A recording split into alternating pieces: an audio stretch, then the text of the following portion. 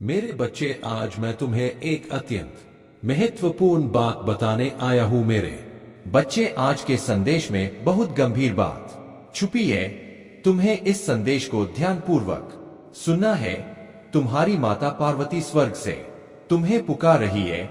तुम्हारी माँ को तुम्हारी चिंता सदैव लगी रहती है। वह तुम्हें पुकार रही है ताकि तुम्हें सावधान कर सके, आने वाले संकट से, आने वाले खतरे से तुम्हें बचा सके। तुम्हारी जीवन में किसी ऐसे व्यक्ति का प्रवेश हुआ है जो तुमसे जलन की भावना रखता है और बार बार तुम पर बुरी दृष्टि लगाने की कोशिश कर रहा है। वह तुम्हें बहुत बड़ा आघात पहुंचाना चाहता है।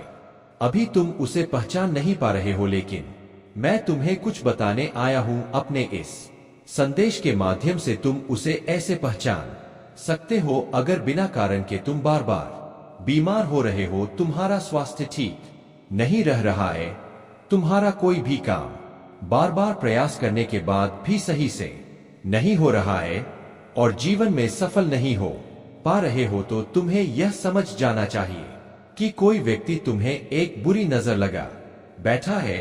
एक नकारात्मक ऊर्जा उस व्यक्ति से तुम तक पहुंच गई है।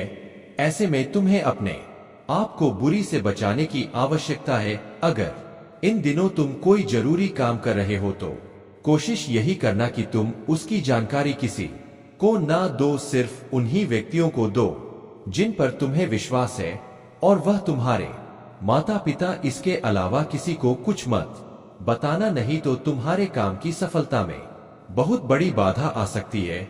अगर कोई व्यक्ति तुम्हारी निजी जिंदगी के बारे में ज्यादा जानने का प्रयास कर रहा है तो यह समझ जाना कि वही व्यक्ति तुम पर बुरी नजर लगाए बैठा है। वह तुम्हारे साथ गलत करने का प्रयास कर रहा है।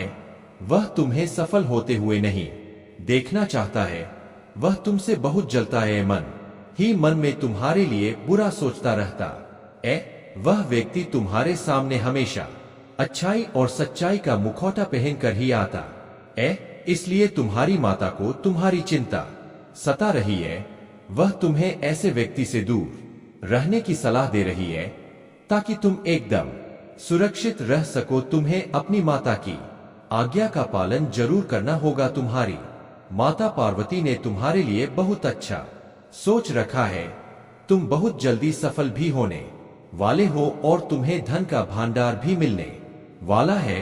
बस तुम्हें ऐसे व्यक्तियों से सदैव सावधान रहना है जो तुमसे जलता है।